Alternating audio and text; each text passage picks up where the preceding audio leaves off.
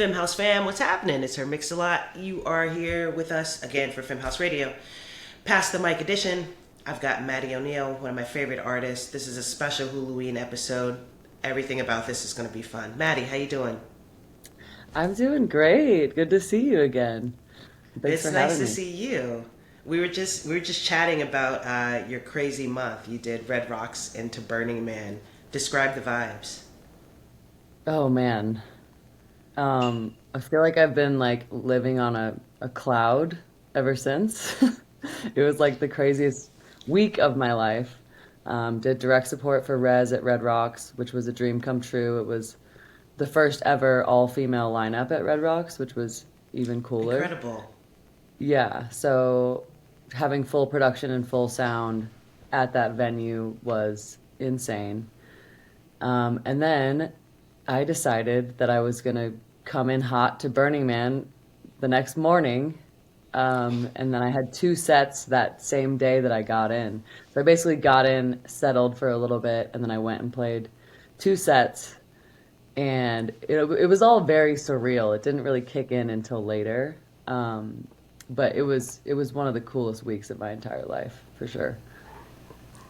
What was the energy at Red Rocks for the first female lineup ever? That's crazy, and for it to be for bass music is just that feels like history. Yeah. It felt really, really special. Like my mom came and she's like a huge feminist. That was like, the thing that got her into finally supporting my music project because she saw that I was kind of like paving the way, uncharted territories. So that kind of like reeled her into what I was actually doing. So it was cool for her to be there and yeah, just like the energy, like all the other artists, like we were all just like pumped to be a part of it. Like we felt like we were making history because we were. But it was just special all around for sure. That's awesome. Can you tell the listeners and the viewers how you got to this moment? Like, what's your origin story? How'd you start in music? How long you've been around? What's going on? Yeah, well, I've been making music for like 13, 14 years at this point. I went to And see yourself, you taught Boulder. yourself how to you taught yourself how to do all this yourself, right? You're Everything. self-taught Yeah. completely. Yeah, I have like no music theory, no nothing.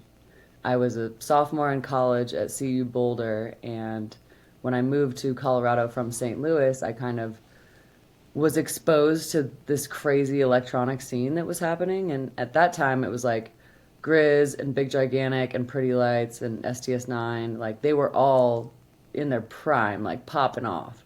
And I was just like, what is this? Like I was blown away.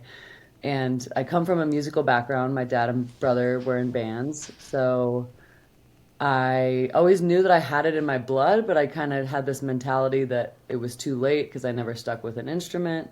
So when I discovered, the art of production and DJing, I was like, oh, like maybe this is my niche.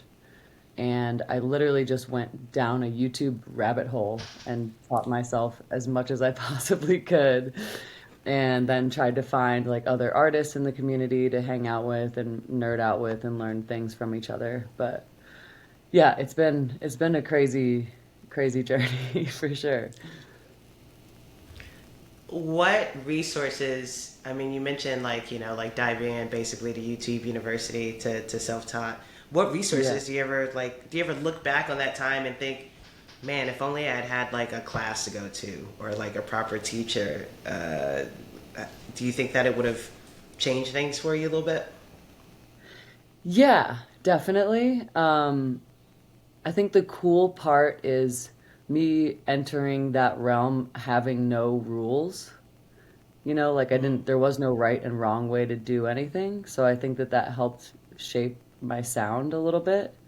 That's It's, awesome. it took a little bit longer to hone that Yeah. because I didn't have, a mentor or, the resources that are available now, like online courses, and there's a ton more YouTube videos than there were when I started, Hmm. for sure, and technology and plugins that assist you in different ways. Yeah.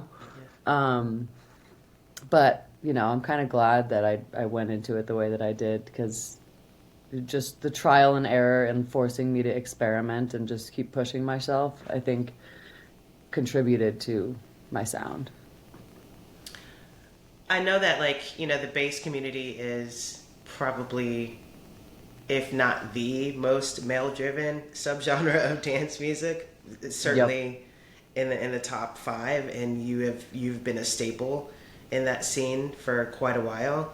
Can you talk to Yeah. me sort of like how you've experienced that? What's that been like for you, and what community have you leaned on to get you through it, and how has allyship sort of shaped you being able to get to this point? Yeah, I mean, when I started, there was, maybe like six female producer DJs that I knew of, even, and Mm-hmm. like they weren't accessible. Mm-hmm. So I kind of found the other two female DJs in Denver, sought them out, and we became friends. And they kind of became mentors a little bit. And in the beginning of my solo project, I was in a duo project for a while with an ex, and then I left that to start my solo project in 2016. So when I really started the solo project, it was like a whole different animal.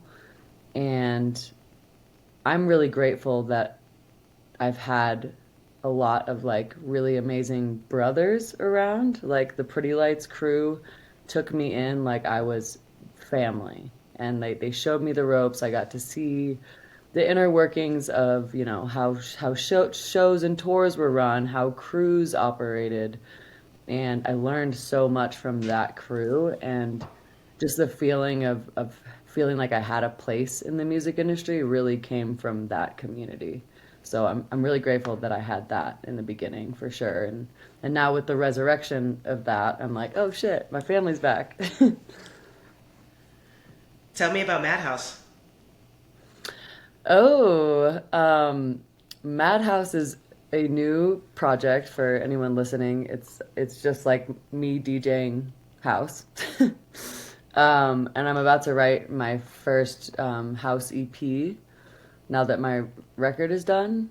Um, I fell in love with house music even deeper over the pandemic because I was doing a lot of live streams. And if you've seen my bass sets, they're like primarily original music. So the more I was playing over a live stream, I was like, I need to diversify because there could be the exact same people tuning in over and over again. So I really took like a deep dive into the house world and just like fell in love with it and started, bought decks and started really diving in and finding like what felt good to me um, in the house world because I didn't realize how many subgenres there really were at the time. But yeah, it's been really fun. Against the will of my team, they were like, I don't know if you should diversify right now. Like, you're doing really well in the bass world. Maybe don't take like a hard left. And I was like, I think I can do both, like, as long as we brand it well. So I've been doing a lot of like late night Madhouse sets at festivals. I just did direct support for Galantis in DC, which was amazing. And people really seem to love it. And I think I'm almost introducing house music to a lot of my fans that aren't in that world too, which is kind of cool because I'm like opening them up to something else.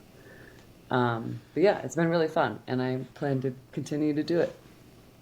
Yeah, I the reason I brought it up is because I was listening to you talk about sort of like the community that you immediately felt with the Pretty Lights dudes and their crew, and how you sort of like found a home. And like, to me, that's how your Madhouse sets feel, like, late night at Oh, the afters, the festy afters. Like, it just feels very much like everyone is experiencing a new thing, and like you're yeah, their guide for that. And I yeah, think that seeing it in the context of a music festival too, um, yeah, the late nights at the music festivals, like especially like a camping festival, you know what I mean? Like, it totally. feels so special. It feels very much not like bigger than the music. It feels like a community building um, ceremony, and so that's why I sort Sweet. of like jumped over there. Yeah, it feels really cool. Nice. That's an awesome compliment.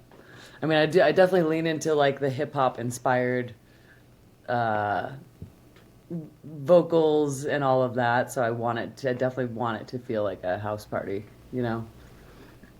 How do you think your fans like? How have you been experiencing your fans experience it? Like, to me, it looks like they're having a good time. But like, what's the feedback you're getting from the community? It's amazing. People are almost like more stoked on that than my other shit right now, which is not a bad thing.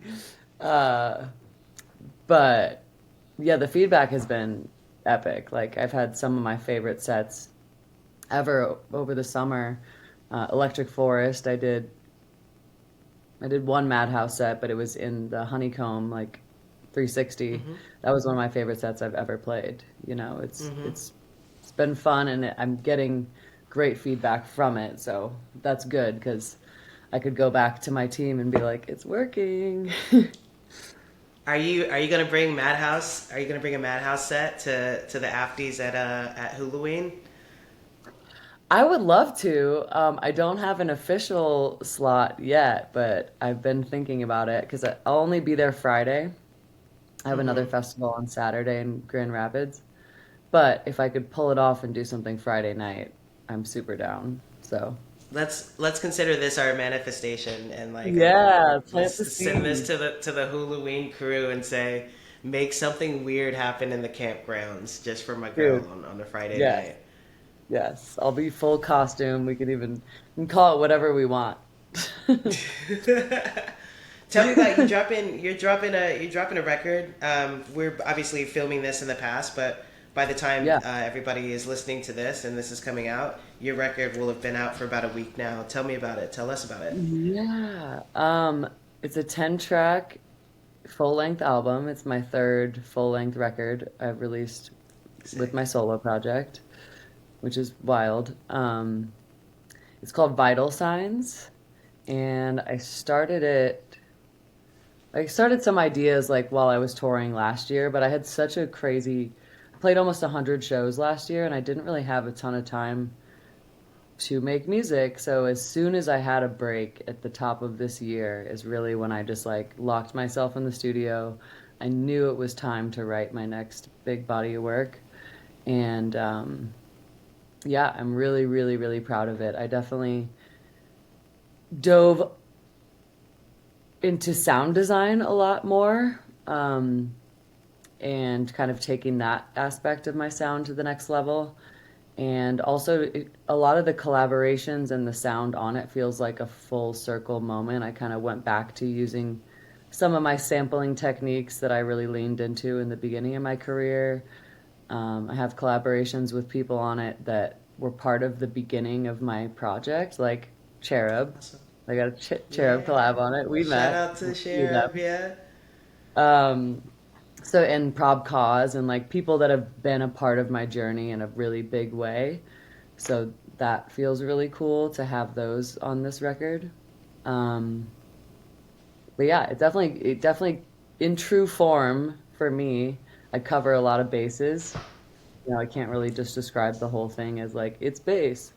You know, there's some drum and bass, there's some future bass, there's a house track. Uh, so yeah, that's what's cool about writing a full length album to me is I feel like I have a little bit more freedom to expand rather than like feeling like I have to put out a banger for festival season or whatever, you know? Yeah, you can take listeners on a journey. You can take your fans on a little trip with you and really Yeah. show them, all of you. Yes. Yeah. So yeah. You tour more than so many people that I know, and I know people that all the people that I know I think are touring way too much. I think that you Yeah. tour too much too, because I want you guys to be. I want everyone getting their rest and hydrating and rooting and Yeah. grounding, but that's neither here nor there. Tell me about how you're gonna hit the road for the rest of this year, next year. What's going on with you? Where can people catch you? Well, I'm announcing a tour this week or the rest of my fall winter tour this week. So by the time this comes out, you'll be able to go to my website, which is just maddyoneil.com. Yeah, I've got some cool things in the works. It's a lot of like mountain towns, leaning Sick. into that vibe for the winter. I Yeah. always love that aspect of that time of year is like Yeah. turning that into an adventure. And we're actually going to push a lot of my Vital Signs tour stuff to next year because, like you said, sometimes you just need to take a little breather. Yes. And, I think we all know that touring in the fall is like the most competitive time to go out there because everyone wants to go out there in the same time. So we were kind of very strategic in what I wanted to do the rest of this year and then gonna tour more heavily with the record at the beginning of next year. So, yeah. That's awesome. Do you have like a favorite market or a favorite festival that you like to play at? What I imagine a Um, Denver show for you goes fucking nuts because like not only does Denver have like one of the biggest bass communities in dance music, but like you but live I've there, been right? here You still for live there? Yeah, yeah, I've been here for yeah. I've been here for 16 years. Um, Wow. Crazy because I've seen everything just like change. Not necessarily good or bad. It's just different. Yeah. Um, yeah, Colorado in general is definitely my favorite, and I every year I do a Colorado mountain tour. I think that's one of the most unique parts of Colorado is that there's like 6 or 7 different markets within the state. Mm-hmm. So I just, get in my car and go do all the ski towns and try and get on the mountain if I can. But it's just such a vibe and it's like really intimate venues. A lot of people that have been following me for a really long time. It's just like a tradition to go see me at those shows. So that's cool. And I'm working on my biggest headline to date in Denver, but that will be next year. And I can't talk about it yet. But it's really exciting. Okay. I'll let that lie for the time being. Okay, Only because we're on camera. okay. Maddie, you've been at this for a long time. You've the career that you've built has been just incredible to witness, and knowing that you did it, as one of the first, as one of the only, and you taught yourself has been an inspiration not just for me, but I know all of our viewers and all of our listeners.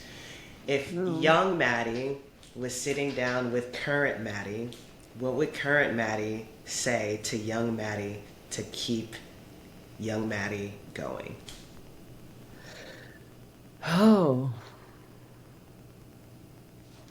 Um, Reinforce that you're gonna want to give up over and over again, and it's not gonna be easy, but if it was easy, everyone would do it.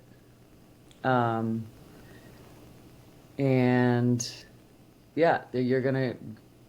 The coolest part to me is I feel like I've grown as a person like intertwined with my career and I've tried to be as authentic as possible about the journey and that growth and sharing that with people.